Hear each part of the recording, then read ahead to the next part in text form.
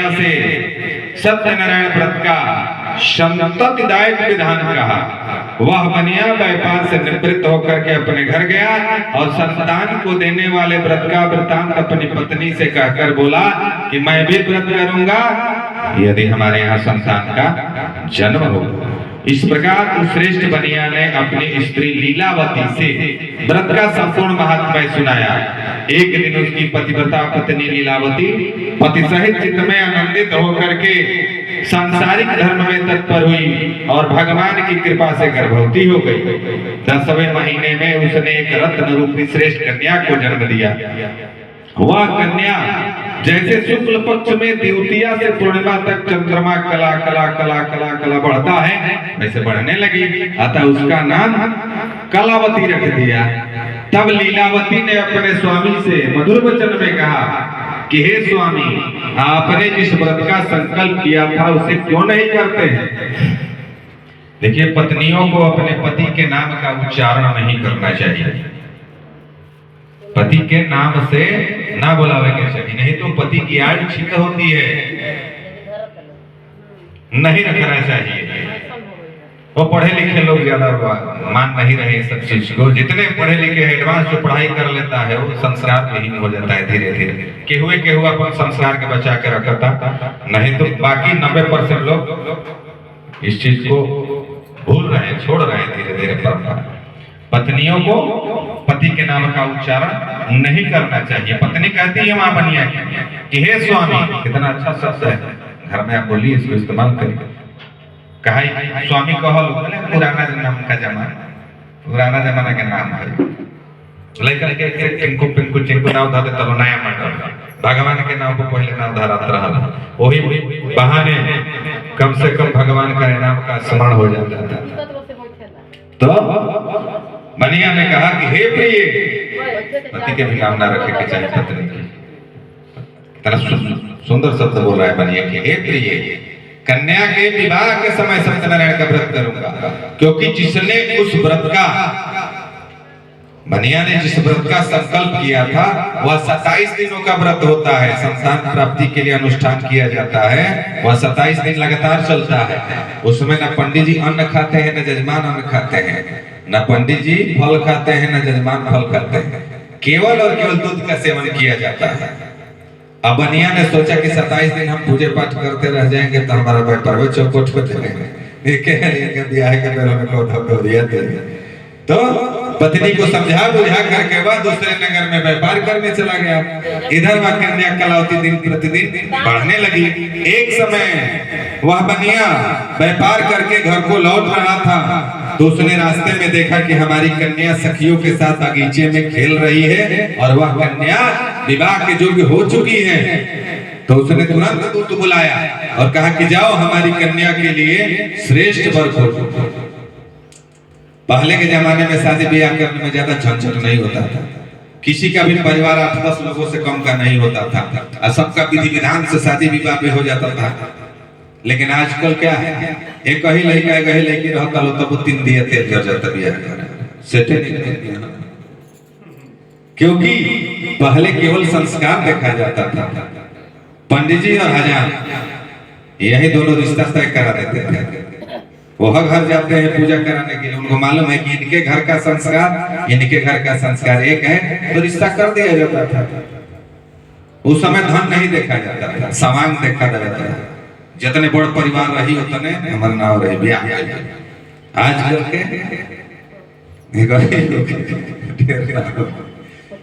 अपना भाषा में हमने के खुरखी को है जाना के केहू ना रहे। तो आओ दूसरा ये खोज रहे कि ज्यादा पैसा कमाने वाला लड़का चाहिए, कम कमाने वाला से ब्याह। लोगों की धारणा हो गई कि ज्यादा धन कमाने से ज्यादा सुख मिल जाता है। ऐसा कुछ नहीं है, जहाँ संस्कार है वही सब सुख है। धन से आज तक न किसी को संतोष हुआ है, न सुख मिला है, न मिलेगा। इसलिए संस्कारवान परिवार में संबंध बनाइए तो संस्कार आगे बढ़ता है। तो बनिया जो है वर खोजते हुए कांचन नगर में पहुंचा। वहां से एक बनिया के सुंदर पुत्र का रिश्ता लाया। बनिया के सुंदर पुत्र को देख करके और चित्त में संतुष्ट होकर के विधि विधान से विवाह कर दिया, कन्यादान कर दिया। परंतु दुर्भाग्य से उस उत्तम व्रत का विस्मरण हो गया। अब कन्या के विवाह समय व्रत न करने मात्र से भगवान सत्यनारायण रुष्ट हो गए। कुछ दिनों के बाद कार्य में कुशल बनिया अपने दामाद के साथ व्यापार करने के लिए चल पड़ा। दोनों ने रत्नसारपुर में जाकर के बहुत सारा धन कमाया। फिर दोनों राजा चंद्रकेत के रमणीय नगर में गए।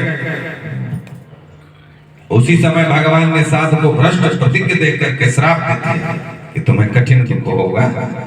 एक दिन राजा के धन को लेकर चोर वहां ही आ पहुंचे जहां दोनों बनिया ठहरे हुए थे। उसी समय राजा के सैनिक चोरों का पीछा करते हुए बनियों के निकट आ पहुंचे। वहां राजा के धन को रखा हुआ देख करके उनको ही चोर समझ करके बांध करके जेल खाने में डाल दिया।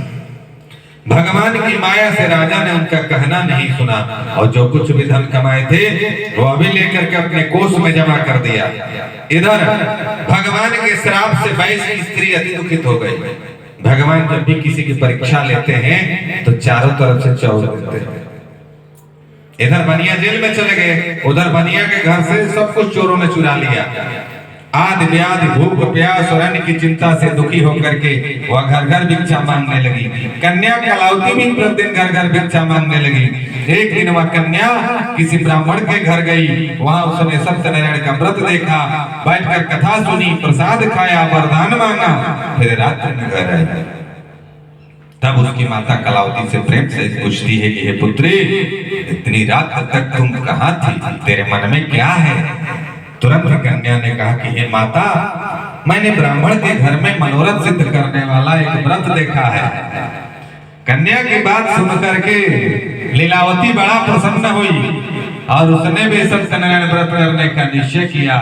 उस पतिव्रता ने अपने भाई बंधुओं को बुला करके यथास्थिति में रहते हुए भगवान का व्रत पूजन किया और भगवान से वरदान मांगा कि हे प्रभु, मेरे पति और मेरे दामाद के अपराध को क्षमा करें और उनको शीघ्रता से घर भेजें। इस प्रकार व्रत करने से भगवान सत्यनारायण प्रसन्न हो गए।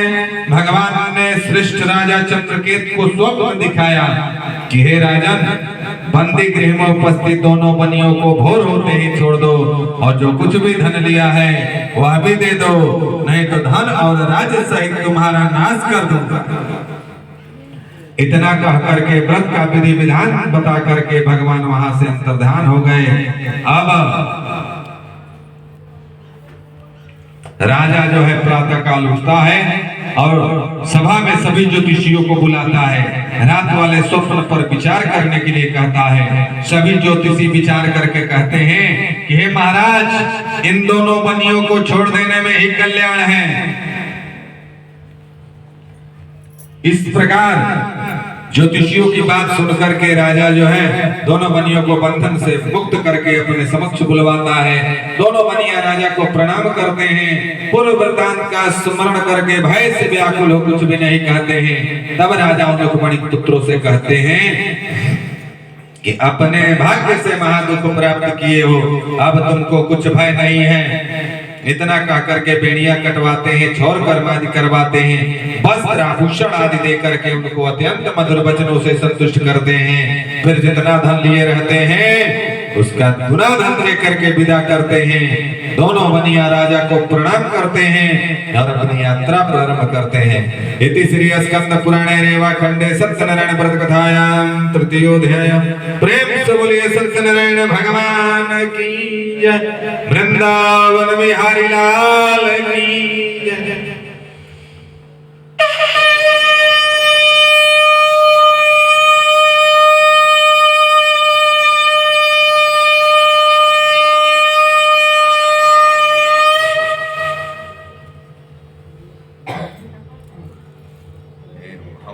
खोज लो।